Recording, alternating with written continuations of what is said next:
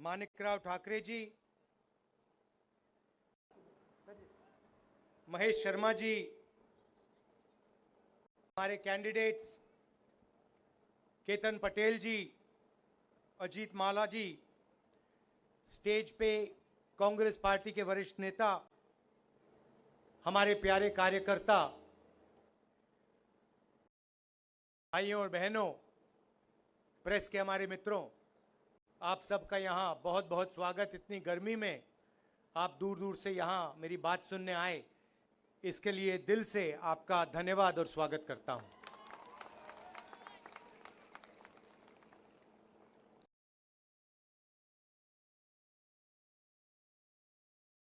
हिंदुस्तान में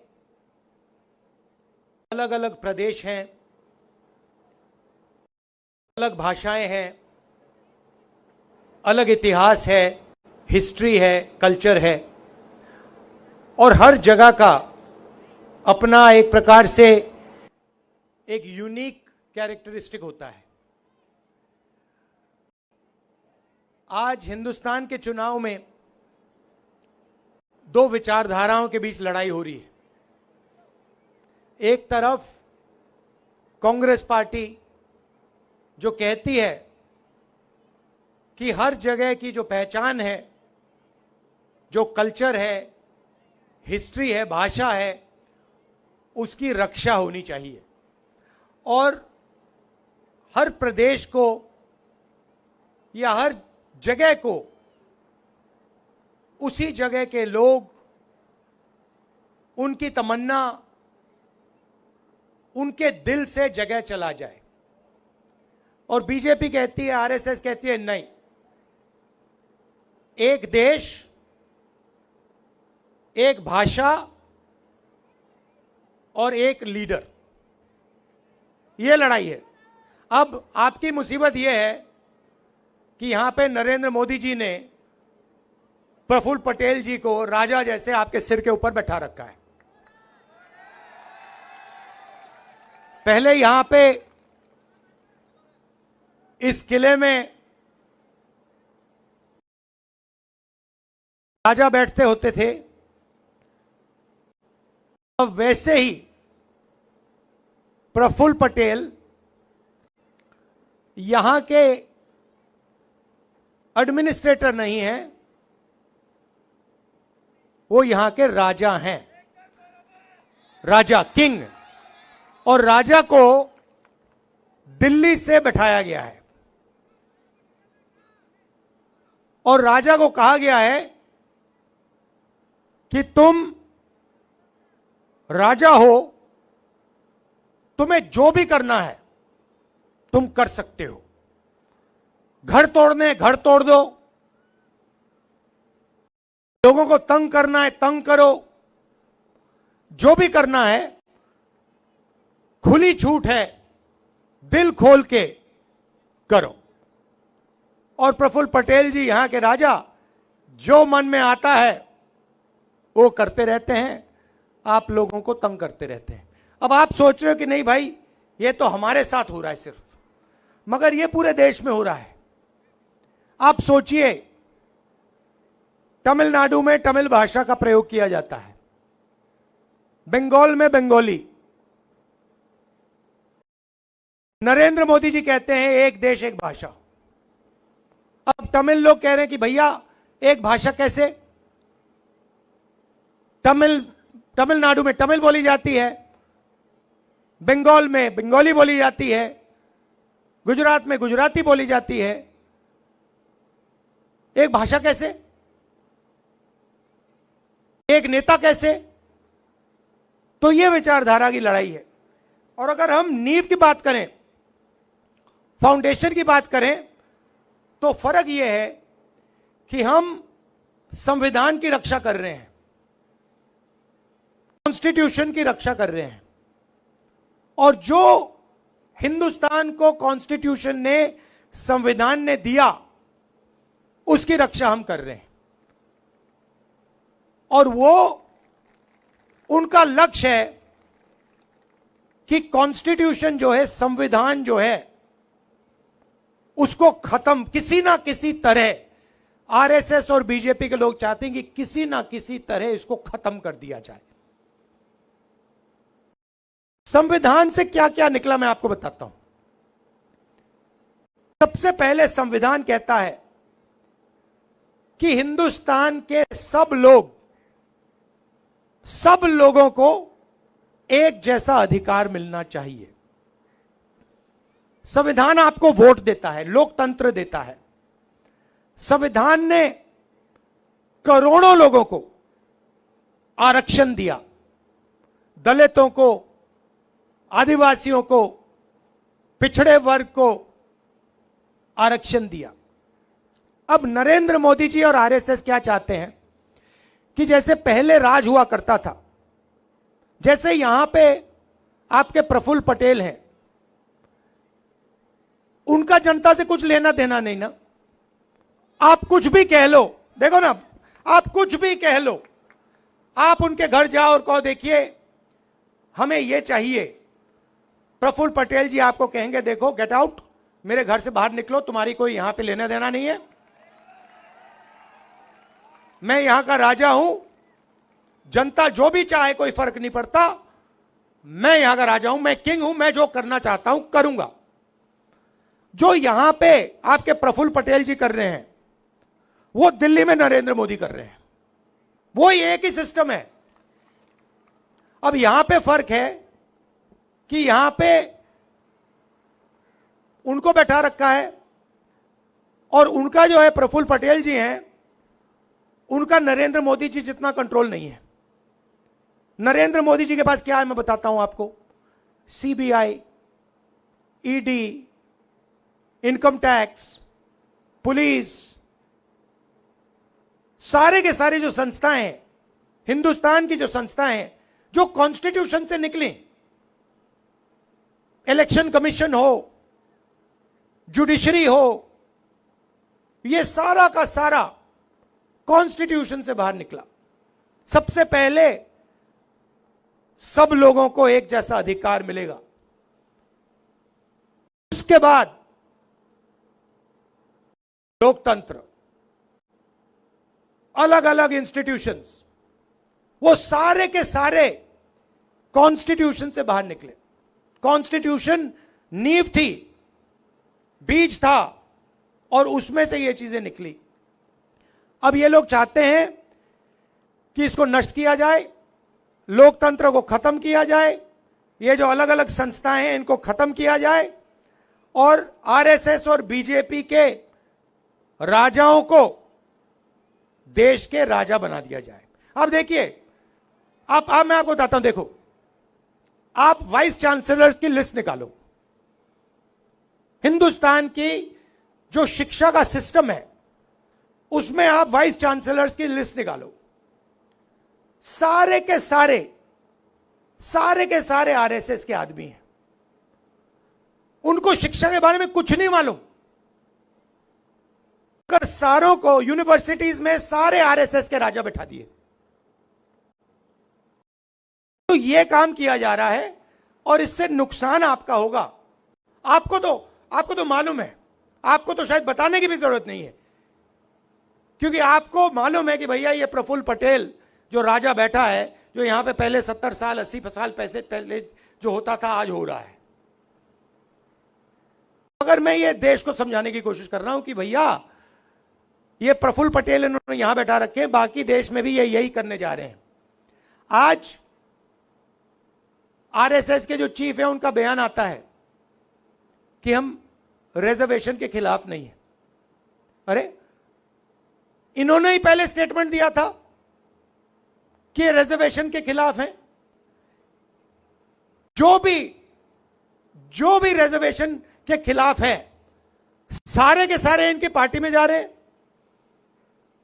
जो भी रिजर्वेशन के कॉन्स्टिट्यूशन के खिलाफ है, सारों को ये ले रहे हैं। फिर कह रहे हैं कि भैया हम रिजर्वेशन के खिलाफ नहीं है। और इसका लक्ष्य क्या है मैं बता देता हूं। आप कहोगे ये संविधान को क्यों खत्म करना चाहते हैं, लोकतंत्र को क्यों खत्म करना चाहते हैं? क्योंकि ये 20-22 अरबपतियों की मदद करना चाहते हैं। ये चाहते हैं कि जो आपका सुंदर बीच है, जो आपकी इतनी सुंदर लोकेशन है, इस किले पे अदानी जी का नाम लिख दिया जाए। वो चाहते हैं कि इस बीच पे अगर टूरिस्ट आए तो आपको फायदा ना हो, बीच पे साइन हो अदानी बीच, आपके एयरपोर्ट पे अदानी का नाम हो, आपके हाईवेज अदानी बनाए, जो भी यहां बिके वो अदानी और अंबानी बेचें और आप लोग बस देखते रह जाओ।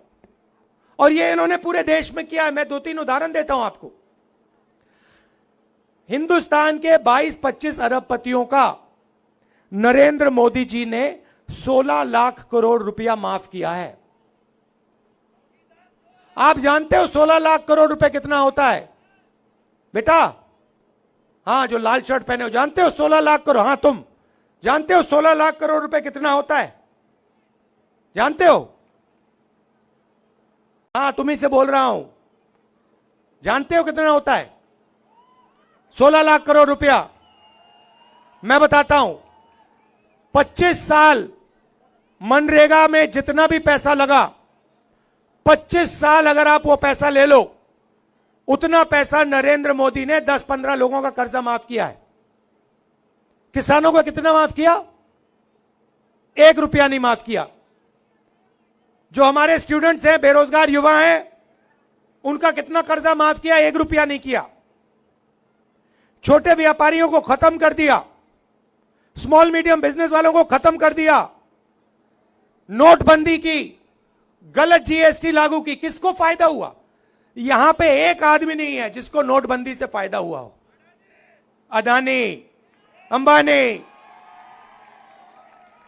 आप मुझे बताओ, यहां पे कोई एक व्यक्ति है जिसको नोटबंदी से फायदा हुआ है? ना। एक आदमी है यहां पे जिसको जीएसटी से फायदा हुआ? ना। अब देखिए, मजे की बात देखिए। आप शर्ट खरीदते हो, ये भैया आपने शर्ट कितने की खरीदी? हाँ, आपने कितने की खरीदी है? अरे भाई, आपसे पूछ रहा हूं, सफेद वाला। हाँ, कितने की खरीदी? 200। अब देखो, लड़के ने 200 रुपए की शर्ट खरीदी, 18% जीएसटी लगा, इसके जेब से निकला। अगर अदानी अरबपति यही शर्ट खरीदता तो वो भी 18% टैक्स देता। मतलब जितनी टैक्स आप देते हो उतनी अदानी देता है। आमदनी इनकी हजारों में, उनकी हजारों करोड़ रुपए में। टैक्स जितना आप उतना वही। और टैक्स कौन दे रहा है? आप लोग दे रहे हो। किसान दे रहा है, मजदूर दे रहा है, बेरोजगार युवा दे रहा है।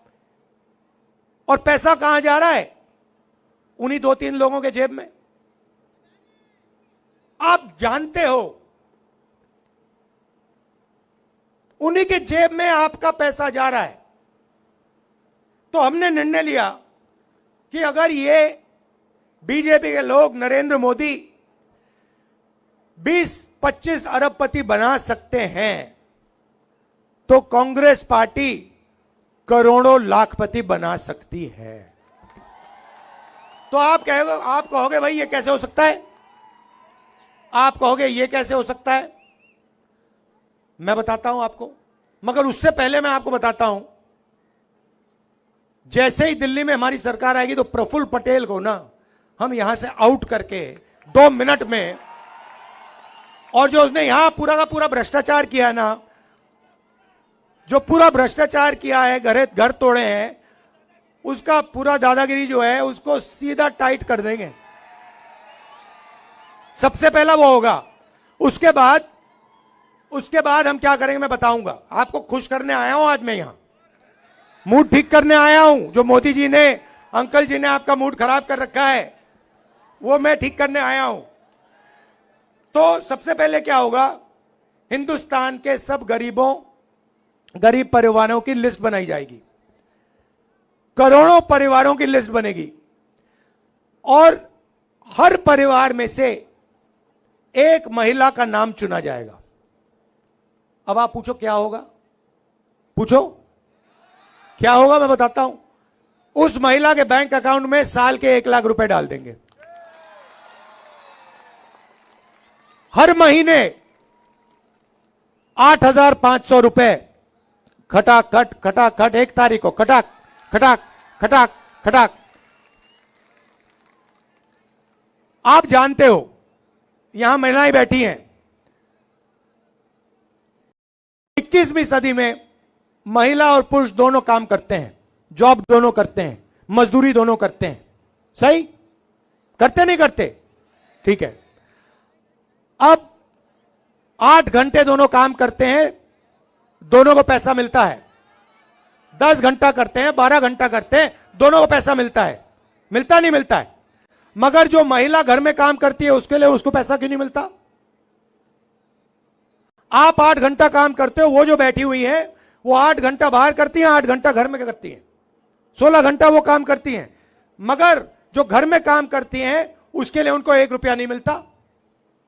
इसीलिए हमने निर्णय लिया है कि महिलाओं के बैंक अकाउंट में 1 लाख रुपया जाएगा। वो उससे आपका भी फायदा होगा। ये मत सोचिए कि वो पैसा आपको नहीं मिलेगा, वो मिलेगा, मगर महिला के बैंक अकाउंट में हम 1 लाख रुपए साल का डालेंगे। तो ये हो गई पहला कदम, करोड़ों लाखपति का पहला कदम। अब मैं आपको दूसरा कदम बताता हूं। यहां पे मुझे दिख रहे हैं नरेंद्र मोदी जी ने, अंकल जी ने बहुत सारे लोगों को बेरोजगार किया है। प्रफुल्ल पटेल जी ने बहुत सारी यहां पे नौकरियां खत्म की हैं, मुझे दिख रहा है। ये देखो, हां दिख रहा है। अब अंबानी का जो बेटा है वो जॉब मार्केट में घुसने से पहले, अदानी का बेटा, अंबानी का बेटा, टाटा का बेटा, वो भैया अमित शाह का दूसरा लेवल का आदमी है। उसने कभी क्रिकेट खेली नहीं, मगर वो तेंदुलकर जी की जगह पे बैठा हुआ है, बट वो अलग बात है। तो वो अप्रेंटिसशिप करते हैं, 1 साल की अप्रेंटिसशिप होती है, उनकी ट्रेनिंग होती है, सैलरी मिलती है, और फिर उसके बाद 1 साल की टेम्पररी, 6 महीने की टेम्पररी नौकरी करने के बाद उनको परमानेंट नौकरी मिलती है। मगर हमारे जो बेरोजगार युवा हैं उनको यह मौका नहीं मिलता। हाँ, इसीलिए तो मैं आया हूं यहां, अब मिलेगा। अब हमने सीधी सी बात रखी है, हिंदुस्तान का कोई भी ग्रेजुएट हो, डिप्लोमा होल्डर हो, कॉलेज यूनिवर्सिटी जो भी, उसको हम एक अधिकार देने जा रहे हैं। जैसे मनरेगा में रोजगार का अधिकार दिया था, गांव में काम का अधिकार दिया था, अब हम पूरे हिंदुस्तान के ग्रेजुएट्स को अधिकार देने जा रहे हैं। अधिकार का मतलब अगर आपने मांगा उसको पूरा करना पड़ेगा, कानून है। अगर आपने मांग लिया तो सरकार को देना ही पड़ेगा। अब क्या देंगे बता रहा हूं आपको। अप्रेंटिसशिप मिलेगी, 1 साल की अप्रेंटिसशिप होगी, प्राइवेट सेक्टर में, पब्लिक सेक्टर में, सरकारी ऑफिसेज में, सरकारी अस्पतालों में 1 साल की पहली नौकरी पक्की। पहली नौकरी पक्की मतलब कोई भी बेरोजगार युवा, ग्रेजुएट कह सकता है, भैया हाथ उठा के कह सकता है मुझे अपना अधिकार चाहिए। जैसे ही वो कहेगा, सरकार कहेगी इधर आओ, चलो ये लो, इस प्राइवेट कंपनी में तुम्हें 1 साल की नौकरी मिल रही है, उसमें तुम्हारी ट्रेनिंग होगी, 1 लाख रुपए तुम्हारे बैंक अकाउंट में 1 साल में घुसेंगे, 8,500 रुपए महीने के, लो खत्म। और करोड़ों युवाओं को यह फैसिलिटी दी जाएगी। तो एक तरफ महिलाओं को 1 लाख रुपए साल के, 8,500 महीने के, और दूसरी तरफ बेरोजगार युवाओं को ट्रेनिंग और महीने के 8,500 रुपए, साल के 1 लाख रुपए। ये हो गए करोड़ों लाखपति बन गए। अब किसान कहेंगे भैया देखो, हमें महालक्ष्मी योजना जो महिलाओं का पैसा है उससे फायदा होगा, हमारे बेटियों को अप्रेंटिसशिप मिलेगी, ये तो सब ठीक है, बेटियों को अप्रेंटिसशिप मिलेगी, मगर हमारे लिए आप क्या करने जा रहे हो? तो किसानों से मैं कहना चाहता हूं, नरेंद्र मोदी जी ने अदानी जैसे लोगों का कर्जा माफ किया, सरकार बनते ही तुम्हारा कर्जा माफ हो जाएगा, किसानों का कर्जा माफ हो जाएगा। और अलग अलग प्रोडक्ट्स के लिए सब लोगों को सही दाम मिलता है। कोई गाड़ी बनाता है उसे सही रेट मिलता है, कोई टूथपेस्ट बनाता है उसे सही रेट मिलता है, मगर किसान दिन भर काम करता है, खून पसीना देता है, उसको सही रेट नहीं मिलता, कभी नहीं मिलता। हर किसान जानता है जब उसको धान बेचना होता है, शुगर केन बेचना होता है, गेहूं बेचना होता है, एक्सपोर्ट पॉलिसी बदल दी जाती है, कुछ ना कुछ हो जाता है, उसे सही रेट नहीं मिलता। तो इसीलिए हमने कानून बनाया है, जैसे ही सरकार आएगी, कानूनी गारंटीड किसान के लिए मिनिमम सपोर्ट प्राइस कानून बना देंगे कि इस रेट से कम किसान को धान के लिए, शुगर केन के लिए नहीं दिया जा सकता, और अगर किसी ने दिया तो कानूनी कार्रवाई शुरू। मजदूर बचे, मनरेगा के मजदूर, आंगनवाड़ी आशा का जो काम करती हैं वो बचे। मनरेगा आजकल 200 रुपए 250 रुपए मिल रहा है, हम मनरेगा को 400 रुपए करने जा रहे हैं, और जो आशा और आंगनवाड़ी महिलाओं को आज मिल रहा है उसको हम दुगना कर देंगे। तो मैं आपसे बस ये कहने आया हूं कि जो आपका इतिहास है, आपकी हिस्ट्री है, आपका कल्चर है, उसकी रक्षा होनी चाहिए, और उसकी रक्षा प्रफुल्ल पटेल नहीं कर सकता, आप ही कर सकते हो। आपको अधिकार मिलना चाहिए, आपको ही अपना सिस्टम चलाना चाहिए। यह नहीं कि आपके ऊपर किसी को बैठा दिया और वो राजा जैसे आप पर राज कर रहा है, पहली बात। दूसरी बात, अगर ये लोग 22-25 लोगों को अरबों रुपए दे सकते हैं, तो मैं आपको गारंटी करके कह रहा हूं, यहां खड़े होकर कह रहा हूं, जितने पैसे इन्होंने 22-25 लोग के दिए ना, हम लाखों लोगों को, करोड़ों लोगों को देने जा रहे हैं।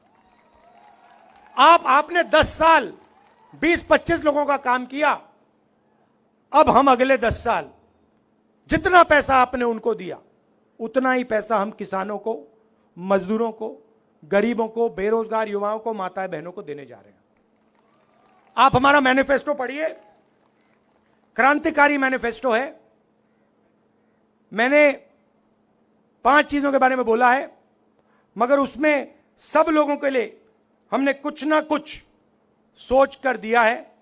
यहां पे मछुआरे बहुत हैं, आपको बहुत नुकसान हुआ है, आपकी बोट ले जाते हैं लोग, तो आपके लिए मैनिफेस्टो में आप देखेंगे तो आपके लिए बहुत जरूरी चीजें हमने की हैं। थोड़ा सा मैं आपको बता देता हूं। जो पहले आपको डीजल की सब्सिडी मिलती थी, जो बंद कर गई, उसको हम फिर से चालू कर देंगे। दूसरी बात, जो भी बोट, फिशिंग बोट होगी, उसका हम आपको इंश्योरेंस देंगे। और तीसरी बात, जो इनलैंड फिशिंग और एक्वाकल्चर है, उसको हम एग्रीकल्चर जैसे मानेंगे। तो ये मैं आपसे कहना चाहता था। यहां पे आप केतन पटेल जी और अजीत माला जी को पूरा समर्थन दीजिए और कांग्रेस पार्टी को जिताइए, जबरदस्त बहुमत से जिताइए। और ये जो हैं यहां पे आपके एडमिनिस्ट्रेटर, इसे भगाइए भाई, 15 मिनट नहीं लगेंगे। और ये सिर्फ भागेगा नहीं, सिर्फ आपसे नहीं भागेगा, ये फिर कार्रवाई शुरू होगी तो आगे पीछे भागेगा। धन्यवाद।